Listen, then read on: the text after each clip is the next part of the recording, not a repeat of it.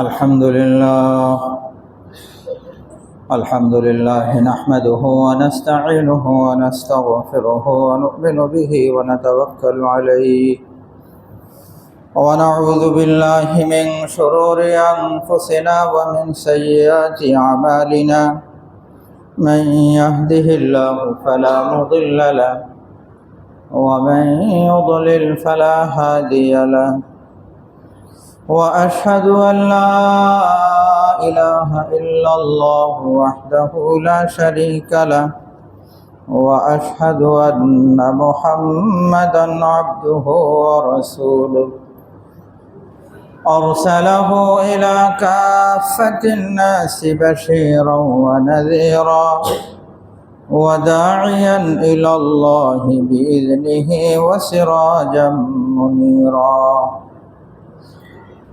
صلى الله عليه وعلى آله وصحبه وسلم تسليما أما بعد فأعوذ بالله من الشيطان الرجيم بسم الله الرحمن الرحيم حافظوا على الصلوات والصلاة الوسطى وقوموا لله قانتين وقال النبي صلى الله عليه وسلم من ترك الصلاة متعمدا فقد كفر أو كما قال عليه الصلاة والسلام سبحانك لا علم لنا إلا ما علمتنا إنك أنت العليم الحكيم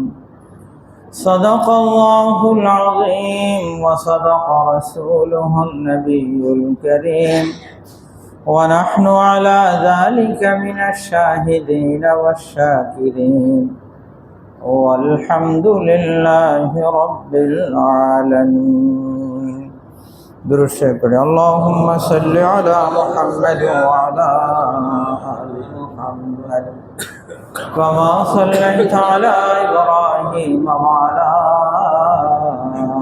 آل إبراهيم إنك حميد مجيد اللهم بارك على محمد وعلى آل محمد كما باركت على إبراهيم وعلى آل إبراهيم إنك حميد مجيد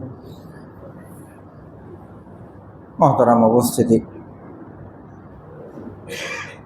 বেশ কয়েক সপ্তাহ যাবত আমরা নামাজের মাসালা মাসাইল এবং আমাদের নামাজ কিভাবে মানসম্পন্ন হবে, সহি শুদ্ধ হবে, এ বিষয়ে আমরা আলোচনা করতেছিলাম। আল্লাহ তাআলা আমাদের সকলকে যেভাবে নামাজ পড়লে আল্লাহ তাআলা রাজি আর খুশি হবেন সেরকম নামাজ পড়ার তৌফিক দান করেন, আমিন। রাসূল আকরাম সাল্লাল্লাহু আলাইহি ওয়াসাল্লাম নামাজের গুরুত্ব বোঝাবার জন্যে কখনো তো ফজিলত বয়ান করেছেন, যাতে করে সেই ফজিলতের কারণে আমরা উদ্বুদ্ধ হই। আবার কখনো নবীজি সাল্লাল্লাহু আলাইহি ওয়াসাল্লাম নামাজ ছেড়ে দেওয়ার উপরে কঠিন সতর্কবাণী উচ্চারণ করেছেন। তো চাই ফজিলত শুনে হোক অথবা সতর্কবাণীর বিষয় মাথায় রেখে হোক, নবীজি সাল্লাল্লাহু আলাইহি ওয়াসাল্লাম চাচ্ছেন যাতে করে আমাদের নামাজের যেন পাবন্দি হয়, নামাজ যেন সুন্দর হয়ে যায়। এক হাদিসে নবীজি সাল্লাল্লাহু আলাইহি ওয়াসাল্লাম এইভাবে ইরশাদ করেছেন যে কোনো ব্যক্তির ঘরের সামনে যদি নহর থাকে, নদী থাকে, আর সে যদি তাতে দৈনিক 5 বার যদি গোসল করে তাহলে তার শরীরে কি কোনো ময়লা আবর্জনা থাকবে? সাহাবায়ে কেরাম বললেন যে না। তো নবীজি বললেন যে নামাজটাও তো সেরকম। মানুষের জীবন চলার পথে যে সমস্ত নাফরমানের দাগ লাগে, যদি কোনো ব্যক্তি পাবন্দির সাথে সহি শুদ্ধভাবে খুশু খুজুর সাথে মনোযোগের সাথে যদি কোনো ব্যক্তি নামাজ পড়ল, তাহলে কেমন যেন সে 5 বার গোসল করল। আল্লাহুম্মা লাকাল হামদু ওয়া লাকাশ শুকর। আল্লাহ তাআলা আমাদেরকে সেভাবে নামাজ পড়ার তৌফিক দান করেন, আমিন। আমাদের জীবন চলার পথে বিভিন্নভাবে নাফরমানিত হয়, বিভিন্ন লাইনে হয়, হইতেই থাকে। আমাদের কারো অনুভূতি আছে, কারো অনুভূতি নাই, বাকি হচ্ছে তো সবার। হবে না এমনটা তো না। শয়তান অনেক সময় মায়ুস করে, নৈরাশ করে যে অনেক গুনাহ হয়ে গেছে, তা এখন ভালো হওয়ার কি লাইন। আর ভালো হওয়ার চেষ্টা করলাম, কিন্তু সেটা তো ধরে রাখতে পারবো না, সেটা ধরে রাখতে পারবো না। তো এই জন্য শয়তানে কুবুদ্ধি দেয়, তাইলে এখন শুরু করারই দরকার নাই, একেবারে বয়স হোক তখন গিয়ে একদম ধরবো, তখন আর ছাড়বো না। হজের ক্ষেত্রে এমন হয়, শয়তানে আমাদেরকে বুঝায় যে এখনই যদি হজ করে ফেলো তো তাহলে এদিক সেদিক দিয়ে মুশকিল। জীবনের শেষ দিকে হজে যাব, একদম পরিষ্কার হয়ে যাব, পুত পবিত্র হয়ে যাব, এরপরে ইনশাআল্লাহ আর কোনো গুনাহে জড়াবো না, একদম জান্নাতি হয়ে যাব। তো সুরতটা বলার ভঙ্গিটা, বুদ্ধি যে মাথায় আসতেছে সেটা কিন্তু সুন্দর, কিন্তু উদ্দেশ্য কিন্তু আমাদেরকে সুন্দর করা না, বরং আমাদেরকে অন্ধকারে ফেলে রাখা, এটা হলো উদ্দেশ্য। কি বলেন? শয়তানের এটা কি সুন্দর পরামর্শ? সাইনবোর্ডটা সুন্দর, যে একদম ভালো হয়ে যাবে, এরপর আর কোনো ধরনের নোংরামি নেই, কোনো ধরনের নাফরমানি নেই, একদম পরিষ্কার। কিন্তু এটার অর্থ হলো যে এখন অন্ধকারের মধ্যে ফেলে রাখা। ছোট বাচ্চা যদি হয়, তখন তো সে ইচ্ছা করে নিজের কাপড় চোপড় কি করে, ময়লা করে না? কি বলেন? না আমরা বড়রা কি ইচ্ছা করে কাপড় ময়লা করি? হ্যাঁ, করি না। কিন্তু এই কাপড় কি ময়লা হয় না? হয়ে যায়, তো হইতে থাকে ময়লা। এখন এরপরে তো আবার আমরা কি করি, কাপড় পরিচ্ছন্ন করি, ধুয়ে পরিষ্কার করি। এখন এই যে যখন ধুয়ে পরিষ্কার করলাম, তো তখন কি আমরা ধোয়ার সময় আমাদের সামনে এটা থাকে যার কোনোদিন আমাদের এই কাপড়টা আর ময়লা হবে না, এরকম? কয়দিন পরে তো আবার কি হবে, ময়লা হবে। তো যদি কয়দিন পরে আবার ময়লা হয়, তাহলে ধুয়ে কি লাভ বলেন? ধুয়ে কোনো লাভ আছে না? ময়লা হইতেই থাকে। এখানে তো শয়তান এই পরামর্শটা দেয় না যে তোমার কাপড় ময়লা হয়ে গেছে, এখন ধুইবা, 2 দিন পরে আবার গায়ে দিবা, আবার ময়লা হবে, তো এটা পরিষ্কার করে কি লাভ, এটা ময়লা হইতেই থাক। এই পরামর্শ কিন্তু আমাদেরকে দেয় না। আমরা জানি যে হোক ময়লা, এখন ধুইলাম, আবার ময়লা হবে, আবার ধুবো, আবার পরিষ্কার হবে, আবার পরিষ্কার হবে, সমস্যা কি? তো আমরা যদি আমাদের ব্যক্তিগত জীবনে যদি এভাবে চিন্তা করি যে আমি তওবা করলাম, আমি নামাজ পড়লাম, পরিচ্ছন্ন হইলাম, আশঙ্কা তো আছে এরপরে আবার কি হবে, ময়লা হবে, হোক, আবার তওবা করব। কিন্তু সে আশঙ্কার কারণে আমি শুরুই করলাম না, তাহলে ফলাফল তো খারাপ। একটা কাপড় যদি ময়লা হইতেই থাকে 2 মাস আর 3 মাস যদি কেউ পড়তেই থাকে, তাহলে এটার কি পজিশন হবে? এরপরে তো ধুইতে গেলেও সেটা কি হবে না, পরিষ্কার হবে না। তখন তো পজিশনটা এমন দাঁড়াবে যেটা ফেলে দেওয়া ছাড়া আর কি থাকবে না, গতি থাকবে না। আমাদের জীবনটাও তো সেরকম। যদি আমরা গুনাহ করতেই থাকি, তাহলে একটা সময় আসবে যে তখন ধোয়ার আগ্রহটাই নষ্ট হয়ে যাবে, তওবার আগ্রহটা নষ্ট হয়ে যাবে, নামাজ না পড়তে নামাজ পড়ার আগ্রহ নষ্ট হয়ে যাবে। আল্লাহ না করুক তখন যদি কারো এই পজিশন হয়ে যায় যে এখন আর নামাজ পড়ার ইচ্ছেই জাগ্রত হয় না, তখন এর অর্থ শয়তানের এই কুপরামর্শ কি করা যাবে না, মানা যাবে না। যখনই সুযোগ পাইলাম, যতটুকু সুযোগ পাইলাম সেটাকে কি করা লাগবে, কাজে লাগাইতে হবে। নবীজি সাল্লাল্লাহু আলাইহি সাল্লাম তো এভাবে বুঝিয়েছেন যে 5 বার গোসল করলে পরিচ্ছন্ন হয়ে যাচ্ছে, তো সে পবিত্র। তার অর্থ একজন মানুষ যদি 5 ওয়াক্ত নামাজের পাবন্দি করে, মধ্যখানের সময়ের মধ্যে বিভিন্ন ধরনের নাফরমানি হয়ে গেছে, কিন্তু ইন্নাল হাসানাত ইউযহিবুনাস সাইয়্যাত, এই নেকির কাজ মধ্যবর্তী সময়কে কি করবে, তার জীবনের যে ময়লা কালিমা আছে, গুনাহের কালিমা, এগুলোকে পরিচ্ছন্ন করে দিবে, পরিষ্কার করে দিবে, যদি কিনা নামাজটা আমার মানসম্পন্ন হয়। আল্লাহ তাআলা আমাদেরকে তৌফিক দান করেন। তো নবীজি সাল্লাল্লাহু আলাইহি ওয়াসাল্লাম কখনো ফজিলতের কথা বলেছেন, আবার কখনো সতর্কবাণী উচ্চারণ করেছেন। আল্লাহর হাবিব সাল্লাল্লাহু আলাইহি ওয়াসাল্লাম বলেন, মান তারাকা সালাতা মুতাআমিদান ফাকাদ কাফারা।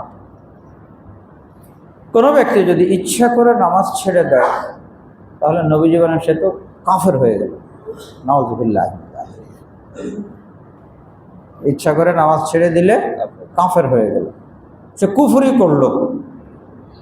এই হাদিসের ব্যাখ্যা অবশ্য উলামায়ে কেরাম এভাবে দিয়েছেন যে কারো কারো অভিমত আছে যে ইচ্ছা করে নামাজ ছেড়ে দিলে তার ঈমান নষ্ট হয়ে সে কাফের হয়ে যায়, হাদিসের এই বাহ্য অবস্থাকে সামনে রেখে। বাকি বেশিরভাগ উলামায়ে কেরামের অভিমত হলো যে না, নবীজি সাল্লাল্লাহু আলাইহি সাল্লাম এখানে কাফের আর মুরতাদ হওয়ার ঘোষণা দেন নাই। অন্যান্য হাদিসের আলোকে এই হাদিসের অর্থ হলো সে কাফেরের মতো কাজ করলো।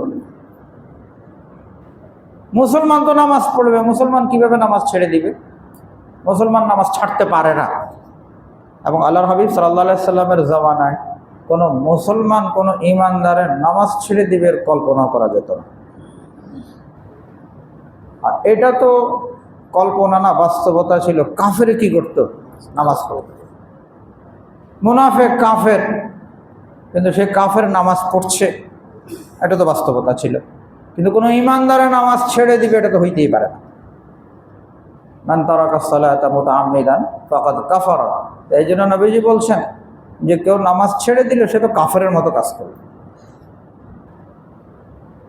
কোনো হাদিসে আছে কেউ নামাজ ছেড়ে দিল তাহলে তার ঈমানের সাথে সম্পর্ক তো ছিন্ন হয়ে গেল। কত কঠিন সতর্কবাণী। এক হাদিস শরীফে আসছে যে কেউ যদি বা কোনো দল যদি নামাজ ছেড়ে দেয় তাহলে উমিরতু আন উকাতিলা, নবীজি বলেন যে আল্লাহ পাকের পক্ষ থেকে আমি আদিষ্ট হয়েছি তাদের সাথে আমি লড়াই করব, যুদ্ধ করব। তো কত কঠিন সতর্কবাণী। আবার মানগত দিক থেকে নবীজি সাল্লাল্লাহু আলাইহি ওয়াসাল্লামের সতর্কবাণী যে সবচেয়ে বড় চোর হলো ওই ব্যক্তি যে নামাজের মধ্যে কি করে, চুরি করে। নামাজের মধ্যে যে চুরি করে সে সবচেয়ে বড় চোর। কত কঠিন সতর্কবাণী। এই দিক থেকে কঠিন সতর্কবাণী। আবার ওই দিক থেকে নবীজি বলছেন যে কোনো ব্যক্তি যদি কিনা ভালোভাবে ওযু করে আর 2 রাকাত নামাজ পড়লো মুকবিলান ইলাইহিমা বিওয়াজহিহি ওয়া কলবিহি, 2 রাকাত নামাজ ওযু সুন্দর, এরপরে নামাজটা কেমন হলো, খুব মনোযোগের সাথে, দিল মনোযোগ খুব নামাজের মধ্যে আছে, আর সাথে অঙ্গ প্রত্যঙ্গও যেভাবে থাকা দরকার নবীজি সাল্লাল্লাহু আলাইহি ওয়াসাল্লামের সুন্নাহ মোতাবেক, মাসালা অনুযায়ী। যদি সুন্নাত মোতাবেক হলো, দিলটা হাজির থাকে, নবীজি সাল্লাল্লাহু আলাইহি ওয়াসাল্লাম বলেন গুফিরাত লাহু মা তাকাদ্দামা মিন যামবি, তার অতীতের সমস্ত গুনাহ খাতা মাফ করে দেওয়া। তো এদিক থেকে কঠিন সতর্কবাণীও আছে, আবার এদিক থেকে ফজিলতের বিষয় আসছে, যাতে করে আমরা যে কোনোভাবেই হোক নামাজ যেন আমাদের না ছুটে, চাই সেটা ফজিলতের বিষয়কে সামনে রেখে হোক অথবা ওই সতর্কবাণীগুলো দেখে হোক, যেভাবেই হোক ঈমানদাররা যেন নামাজে কি হয়ে যায়, অভ্যস্ত হয়ে যায় এবং নামাজের কোয়ালিটি মেনটেন করা যেন শুরু করে। আল্লাহ তাআলা আমাদেরকে তৌফিক দান করেন। গত সপ্তাহে আমি আপনাদের সামনে হাদিসে জিবরিল আলাইহিস সালাতু ওয়াস সালাম, নবীজি সাল্লাল্লাহু আলাইহি ওয়াসাল্লামের জীবনের শেষ দিকে হযরতে জিবরিল আলাইহিস সালাতু ওয়াস সালাম মানুষের সুরত ধরে ছদ্মবেশে নবীজি সাল্লাল্লাহু আলাইহি সাল্লামের কাছে এসে 4টা 5টা প্রশ্ন করেছিলেন। সেই প্রশ্নগুলো আপনাদের সামনে তুলে ধরেছিলাম, যার মধ্যে 3 নম্বর প্রশ্নটা ছিল মাল ইহসান। ইহসান কি জিনিস, ইখলাস কি জিনিস, নামাজের কোয়ালিটি সুন্দর হবে কিভাবে, সমস্ত ইবাদত বন্দেগীর কোয়ালিটিটা কিভাবে আসবে। তখন নবীজি সাল্লাল্লাহু আলাইহি সাল্লাম বলেছিলেন, আন তা'বুদাল্লাহা কাআন্নাকা তারাহু ফাইন লাম তাকুন তারাহু ফাইন্নাহু ইয়ারাক। কোয়ালিটি সুন্দর করার পদ্ধতি হলো যে তুমি এমনভাবে ইবাদত করবে যে কেমন যেন তুমি আল্লাহকে দেখছো, রব্বুল আলামিনকে দেখছো, রব্বুল আলামিনকে নামাজ দেখাচ্ছ। ফাইন লাম তাকুন তারাহু, যদি সেই অনুভূতি তোমার জাগ্রত না হয়, তাহলে এই অনুভূতি তো থাকতেই হবে যে ফাইন্নাহু ইয়ারাক, আল্লাহ পাক তোমাকে দেখছেন। আল্লাহ তাআলা আমাদের নামাজের কেরাত দেখছেন, রুকু দেখছেন, সিজদা দেখছেন, আমার অঙ্গ প্রত্যঙ্গ কোন অবস্থায় আছে সেটা আল্লাহ পাক দেখছেন, আমার দিলের কি হালত সেটাও তো আল্লাহ তাআলা দেখছেন। কোনো ব্যক্তি যদি নামাজের মধ্যে চুলকাইতে থাকে, ধরেন বারবার খালি বেখেয়ালিতে চুলকাচ্ছে, আল্লাহ তাআলা সেটা দেখছেন না, প্রয়োজন ছাড়া এদিক সেদিক করলো, একবার এদিক তাকায় আবার ওদিক তাকায়, তো সব তো আল্লাহ পাকের সামনে। এখন কোনো ব্যক্তি যদি দিলের মধ্যে কথা, এই অনুভূতিটা জাগ্রত করতে পারে, আল্লাহ দেখছেন আমাকে, আমি নামাজের পরীক্ষা দিচ্ছি আর রব্বুল আলামিন সরাসরি আমাকে দেখছেন, তাহলে কি এদিক সেদিক কি বলেন চোখ যাবে না, হাতও এদিক সেদিক করবে না, কত খেয়াল আসবে, কত গুরুত্ব আসবে। এই জন্য ওলামায়ে কেরাম লিখেছেন, কেউ যদি চায় যে নামাজটা সুন্দর হোক, নামাজটা কি হোক, তার সুন্দর হোক, কোয়ালিটি সম্পন্ন হোক, তাহলে তাকে 3 কাজ করতে হবে। কয় কাজ? 3 কাজ।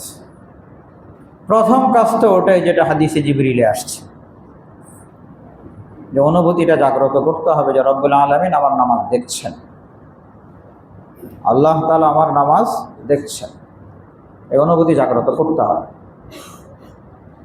এই অনুভূতি শুরুতে যখন জাগ্রত করার চেষ্টা করব, তখন শয়তান এদিক সেদিক নিয়ে যাবে, খুব খেয়াল, এর মধ্যে হঠাৎ করে মন অন্যদিকে চলে গেছে, কখনো ব্যবসা বাণিজ্যে নিয়ে গেছে, কখনো চাকরিতে, কখনো ভাড়াটিয়া কি দেয় না, ভাড়া দেয় না, পেরেশানি, কখনো ছেলের বিষয়, কখনো মেয়ের বিষয়, এক এক সময় এক একটা মাথায় দিবে, কখনো রাজনৈতিক কোনো বিষয় দিবে, কখনো ফেসবুকে কি দেখেছিলাম যেন ওই বিষয় দিবে, এক এক সময় এক একটা মাথায় দিবে। এখন কেউ যদি সতর্ক হয়, তাহলে সাথে সাথে সে সেখান থেকে ফিরে আসবে, যে আমি না খুব মনোযোগের সাথে আজকে নামাজ পড়বো সিদ্ধান্ত নিয়েছি, আল্লাহ তাআলা না আমাকে দেখছেন, তো অন্যদিকে গেলে তো আমার দিলের কি হালত রব্বুল আলামিন তো সেটাও দেখছেন, ওহু আলিমুম বিযাতিস সুদূর, সাথে সাথে ফিরে আসে, সাথে সাথে ফিরে আসে। আর যদি বেখেয়াল হয়, তাহলে দেখা যাবে চলে গেছে খবর, দিল অন্যদিকে চলে গেছে, এবং এমনভাবে নিয়ে যাবে, শুরুতে তো আল্লাহু আকবার, মধ্যখানে পুরা নামাজ শেষ হয়ে গেছে, মধ্যখানে পুরা নামাজ কি শেষ, সব কিছু করেছে, কিন্তু সাথে সাথে রুকু সিজদা সবই করেছে, রুকু সিজদার তাসবিহও পড়েছে, সুবহানা রাব্বিয়াল আযীম, সুবহানা রাব্বিয়াল আলা, আত্তাহিয়াতু, যা যা আছে সব করছে, কিন্তু চিন্তা কি ছিল মাথার মধ্যে, সেটাই ছিল। অনেক সময় তো এমন হয়, উদাহরণস্বরূপ মাগরিবের নামাজ পড়লাম, এখন মাগরিবের নামাজ ইমাম সাহেব যে সূরাগুলো পড়েছেন এগুলো আমার মুখস্থ জানা, কিন্তু শয়তানের খেয়ালটা এমনভাবে নিয়ে গেছে, নামাজের পরে যদি জিজ্ঞাসা করা হয় যে ভাই আজকে কোন সূরা পড়েছেন, বলতে পারবে না। এখন কি বলেন, উনি কি শুনে নাই? হ্যাঁ, শুনছে, রুকু সিজদা সবই করছে, কিন্তু বলতে পারতেছে না কেন? বলতে না পারার কারণ তো কিছু না, মনটা উপস্থিত ছিল না, অন্য কোনো বিষয়ে উনি চিন্তামগ্ন ছিলেন। তো শয়তান তো চেষ্টা করবে, কারণ নামাজের তো মূল প্রাণ, মূল বিষয় হলো মনোযোগ, না? তো শয়তান তো আমার পিছনে লেগে আছে, যে আমার এই নামাজের মনোযোগটা সে নষ্ট করে দিল, সে চেষ্টা তো আমার আছে। তো আমি শয়তানের সেই প্রতারণা থেকে বেঁচে যে না, আমি আল্লাহ পাক যেরকম চাচ্ছেন সেই মনোযোগের সাথে আমি নামাজ পড়ব, সেই চেষ্টা তো আমার থাকা লাগবে। একজন মানুষ যখন ফাইট করার সিদ্ধান্ত নিবে, শয়তান তুমি কি করবে, আমি তোমার সাথে আজকে দেখাবো কে জিতে। কোরআনুল কারীমে আসছে ইন্না কাইদাশ শাইতানি কানা দাঈফা। কেউ যখন মোকাবেলার সিদ্ধান্ত নেয় যে আমি আজকে মোকাবেলা করব, দেখি, এই সিদ্ধান্ত নেওয়ার সাথে সাথে শয়তানের সব প্রতারণা দুর্বল হয়েছে। আল্লাহ তাআলা বলছেন যে শয়তানের সব প্রতারণা কি দুর্বল। দুর্বল কখন? যখন মোকাবেলা হবে তখন নাকি দুর্বল। আর একজনের মোকাবেলা করার নিয়তি করেন, শয়তানের সাথে ফাইট করে নামাজটাকে কি করবে, মানসম্পন্ন করবে, মনোযোগের সাথে নামাজ পড়বে, এই সিদ্ধান্তই নেয় নাই। তো এখন শয়তান তো কি হয়ে গেছে, প্রবল হয়ে গেছে। সে তো পুরা নামাজ বেখেয়ালিতে কি করবে, করায় দিল শেষ করে। তো শয়তান তো পিছনে লেগে আছে, সে তো এরকম পরামর্শ দিবে। এখন কেউ যখন চিন্তা করবে যে না আমি তো তার কথা মানব না, তাহলে যেই অন্যদিকে ব্রেনটা যাবে, মনটা যাবে, সাথে সাথে সেখান থেকে ফিরে আসবে, না আমি তো আল্লাহ পাকের সামনে, আল্লাহ তাআলা আমার দিল দেখছেন, আমি তো অন্য চিন্তা করতে পারবো না। যখনই সে চিন্তা করে আবার নামাজের মধ্যে এসে যাবে, শয়তান হেরে গেল। আর নিয়ম হলো একবার, দুইবার, তিনবার, শয়তান যখন বারবার যখন হাঁটতে থাকবে তখন শয়তান বলবে যে না, এখানে আমার কি নেই, চলবে না, এখানে আমার চলবে না। যখন আমি ফাইট করব, বারবার তাকে হারাবো, তখন সে চলে যাবে, আমি খুব সুন্দরভাবে নামাজ পড়তে পারবো। আর যদি আমি ফাইটই না করলাম তাহলে তো হেরে গেলাম। হাঁটতে হাঁটতে এমন হবে হয়তো শয়তান আমাকে ছেড়ে দিবে যে এখন আর তার পিছনে লাগার কি নেই, প্রয়োজন নাই। এখন তার গাড়ি সে নিজের মতো করে কি করতে পারবে, চালাইতে পারবে। কখনো কখনো এরকম হয় যে মানুষকে এইভাবে শয়তানে ধরে, নাফরমানি গুনাহের ক্ষেত্রে করতে করতে এমন হয় যে এখন আর শয়তানের কি করা লাগে না, কাজ করা লাগে না। পবিত্র কোরআনুল কারীমে আসছে ফাতবাহু শাইতান। এক লোকের আলোচনা আসছে যে আল্লাহ তাআলা তাকে অনেক কিছু দিয়েছেন, এরপরে নাফরমানি শুরু হয়েছে, হইতে হইতে এমন হয়েছে আল্লাহ তাআলা বলেন যে শয়তান তার অনুসারী হয়ে গেছে। শয়তান তার কি হয়ে গেছে, অনুসারী হয়ে গেছে। সে শয়তানের অনুসারী হয়েছে প্রথমে, এরপরে ওই লাইনে এত প্রমোশন, এখন শয়তানে কি শুরু করছে, তার অনুসরণ শুরু করছে। আল্লাহ তাআলা বলেন ফাতবাহু শাইতান ফাকানা মিনাল গাবিন। এই জন্য প্রথমে তো মোকাবেলা করা লাগবে যে না, আমার মনোযোগ অন্যদিকে আমি যেতে দিব না, গেলে সাথে সাথে ফিরে আসা। আর এটা কখন হবে, তখন হবে যখন আমার মধ্যে এই অনুভূতি থাকবে যে আল্লাহ তাআলা আমার দিল দেখছেন, আমার হাত পা অঙ্গ প্রত্যঙ্গ দেখছেন, আমার জবান দেখছেন, আমার পড়া দেখছেন, আমার দিল দেখছেন। আল্লাহ তাআলা আমাদের সকলকে সেই অনুভূতি জাগ্রত করেন, আমাদের তৌফিক দান করেন। দ্বিতীয় বিষয়, কেউ যদি চায় যে নামাজটা কোয়ালিটি সম্পন্ন হোক, সেটা হলো মাসালা অনুযায়ী আদায়ের চেষ্টা করা। নবীজি সাল্লাল্লাহু আলাইহি সাল্লামের সুন্নাহ আর মাসালা অনুযায়ী আদায়ের চেষ্টা করা। সেটা কীভাবে? যে নামাজ পড়ছি, তা এখন দাঁড়াইলাম, দাঁড়ানোর পরে তাকবীরে তাহরিমা, তাকবীরে তাহরিমার পরে আমার সানা পড়তে হবে। খেয়াল করে সানাটা পড়া, যখন আমার করণীয় কি সানা পড়া, এখন আমার করণীয় কি রুকু সিজদার তাসবিহ পড়া, এখন আমার কি আত্তাহিয়াত পড়া। যখন যে জিনিসটা আমি পড়ছি সেদিকে খেয়ালটা নিয়ে আসা, এখন আমি এই জিনিসটা পড়ছি। নামাজের যখন যেই কাজ সেই কাজের প্রতি মনোযোগ দেওয়া, যখন যেই কাজ সেই কাজের প্রতি মনোযোগ, যখন যেটা পড়তে হবে সেটার দিকে কি মনোযোগ দেওয়া। আর যখন ওই কাজের দিকে মনোযোগ দিব তখন সুন্দরভাবে সেটা উচ্চারিত হবে, সুন্দরভাবে সেটা আদায় হবে। আর যখন ওই দিকে খেয়াল না করব, তখনই তো কী হবে, ভুল হবে না? হ্যাঁ, 2 রাকাতের পরে বসছে, এখন কি করবে?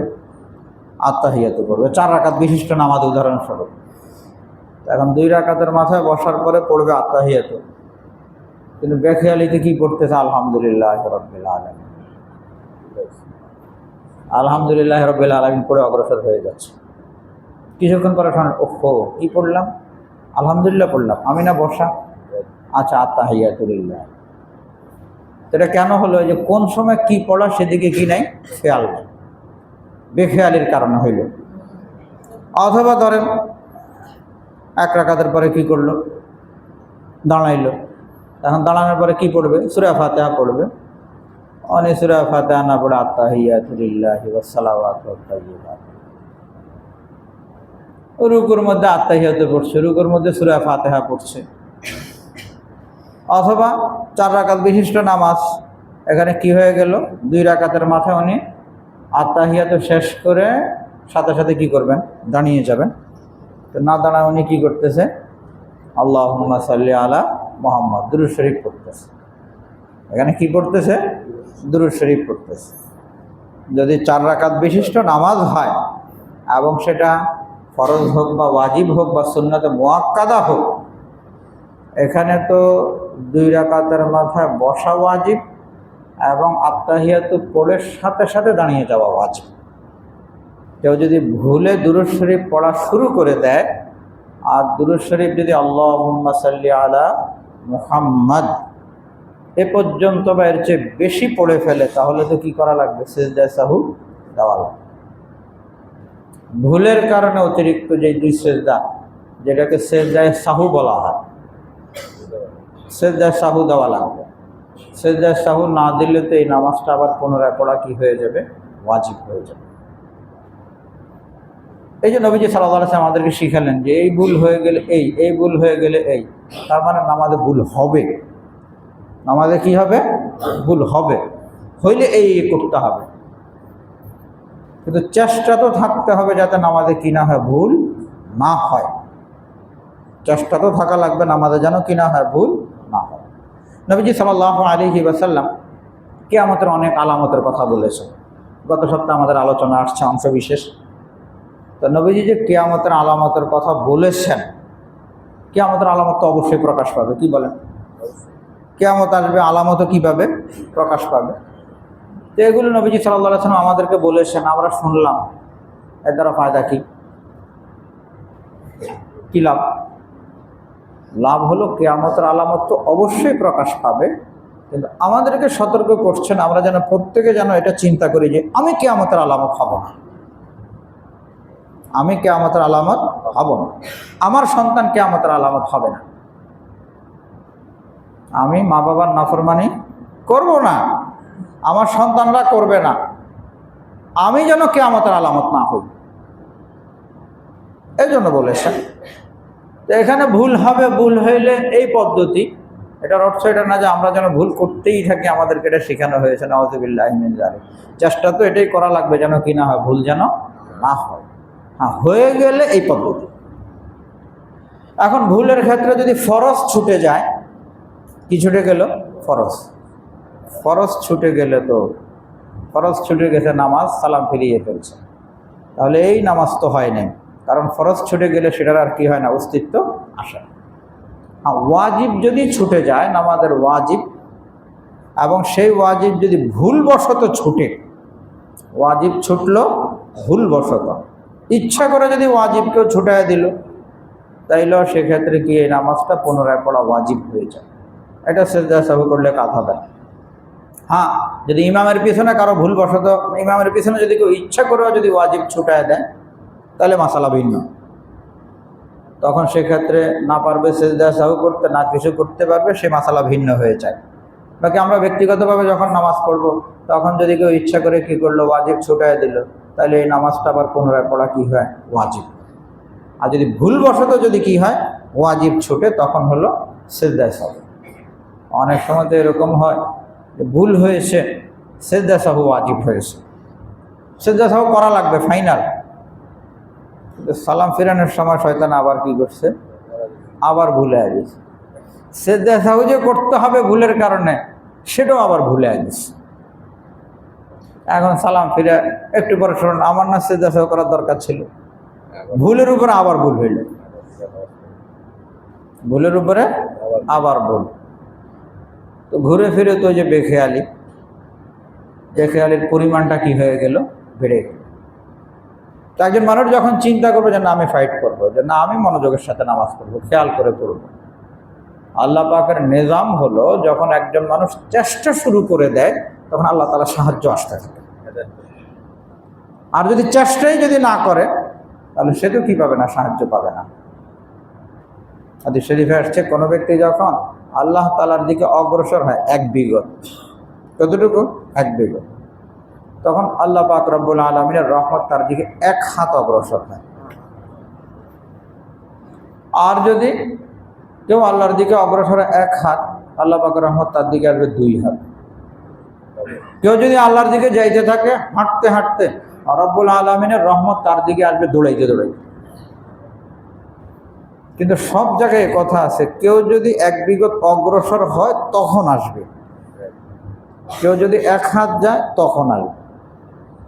তার অর্থ আগে আমার চেষ্টাটা কি করা লাগবে, পুরা করা লাগবে।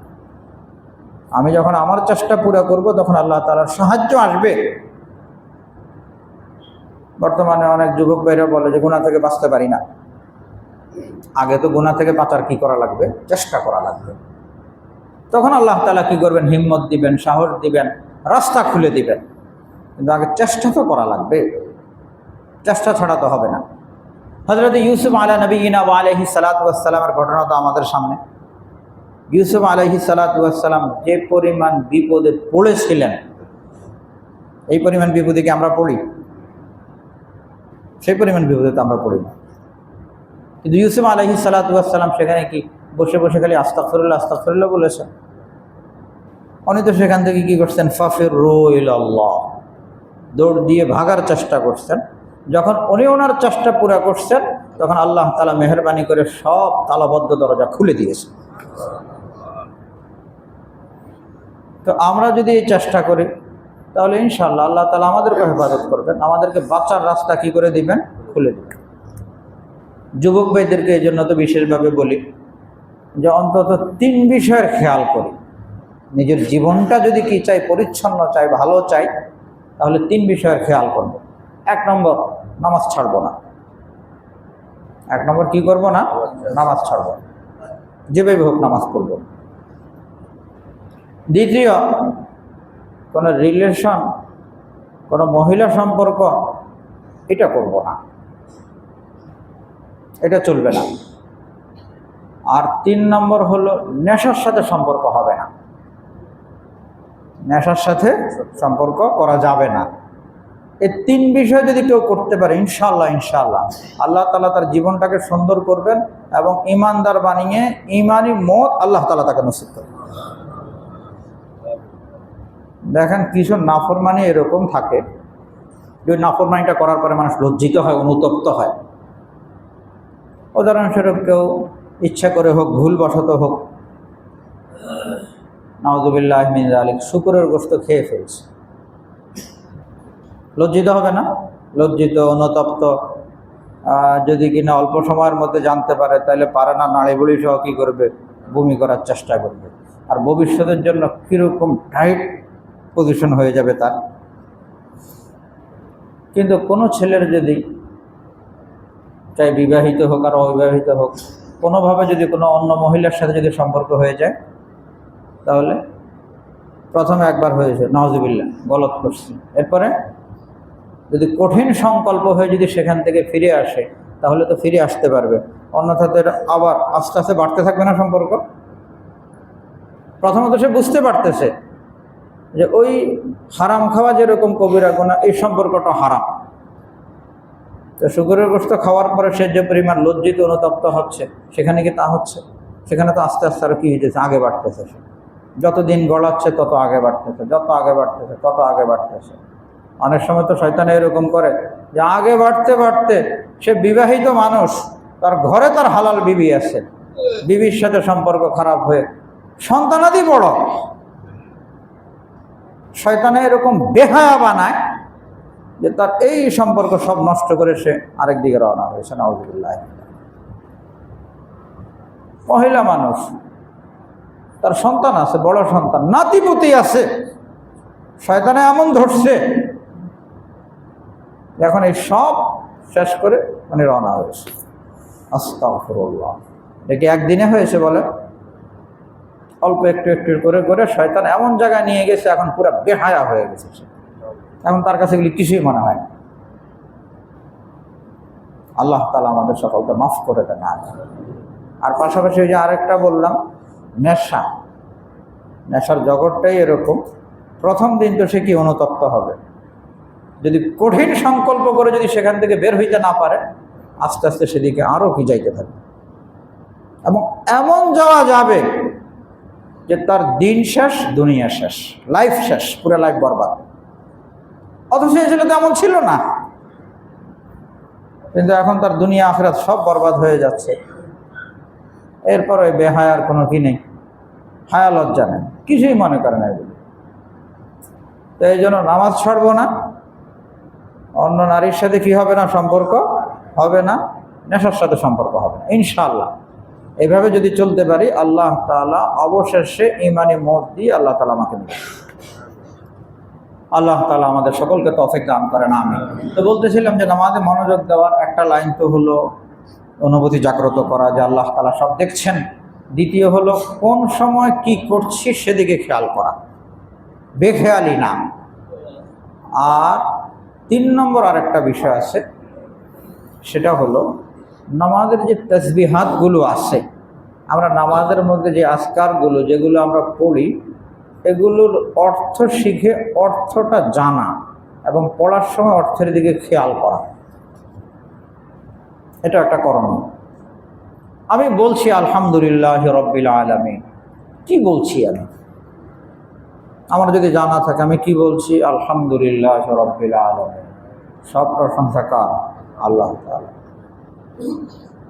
তো অর্থের দিকে খেয়াল করে সেরকম অনুভূতি নিয়ে যদি কেউ পড়ে আলহামদুলিল্লাহ রাব্বিল আলামিন, হাদিস শরীফে আসছে সাথে সাথে আল্লাহ তাআলার পক্ষ থেকে জবাব আসে, হামিদানি আবদি, যে আমার বান্দা আমার প্রশংসা করেছে। আমার বান্দা আমার কি করেছে? প্রশংসা করেছে। সে বলে আর রহমানির রহিম, আল্লাহ তাআলার পক্ষ থেকে জবাব আসে আসনা আলাইয়া আবদি।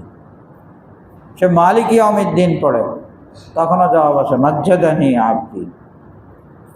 যদি অর্থের দিকে খেয়াল করে সেরকম অনুভূতি নিয়ে কেউ যদি পড়তে পারে, আর এইভাবে যখন পড়তে থাকবে তখন একসময় এই অনুভূতিও আসবে যে হ্যাঁ, জবাবও মনে হয় যেন শোনা যায়, জবাবও মনে হয় যেন কি শোনা যাচ্ছে। অর্থের দিকে খেয়াল করে রুকু সিজদার তাসবিহ পড়ছি, সুবহান রাব্বিয়াল আযীম, কি বলছি? সুবহান রাব্বিয়াল আলা, কি বলছি? আত-তাহিয়াতু লিল্লাহি ওয়াস সালাওয়াতু ওয়াত তাইয়্যিবাত। এই যে এই সূরা কেরাতগুলো, তাসবিহগুলো যেগুলো নামাজের মধ্যে আমরা পড়ি, এগুলোর অর্থ শিখে নেওয়া এবং অর্থের দিকে খেয়াল করে নামাজটা আদায়ের চেষ্টা করা। 3টা বিষয় বললাম নামাজের মনোযোগের জন্য। 1 নম্বর, আল্লাহ তাআলা আমাকে দেখছেন, আমার অঙ্গ প্রত্যঙ্গও দেখছেন, আমার দিলও দেখছেন। দ্বিতীয়, কখন কি করণীয় সেটাই যেন হয়, নামাজটা যেন মাসালা অনুযায়ী হয়, সুন্নত মোতাবেক যেন হয়। আর 3 নম্বর, যা পড়ছি সেদিকে একটু অর্থের দিকে কি অর্থটা জেনে অর্থের দিকে খেয়াল নিয়ে আসে, তাহলে ইনশাআল্লাহ কোয়ালিটি সম্পন্ন নামাজ হবে। এমন নামাজ হবে যে নামাজের কারণে আমাদের অতীতের সমস্ত গুনাহ খাতা আল্লাহ তাআলা মাফ করে দেবেন। আল্লাহ তাআলা আমাদের সকলকে এই কথাগুলোর উপর আমাকে এবং আমাদের সকলকে আমলের তৌফিক দান করেন, আমিন। ওয়া আখিরু দাওয়ানা আলহামদুলিল্লাহি রাব্বিল আলামিন।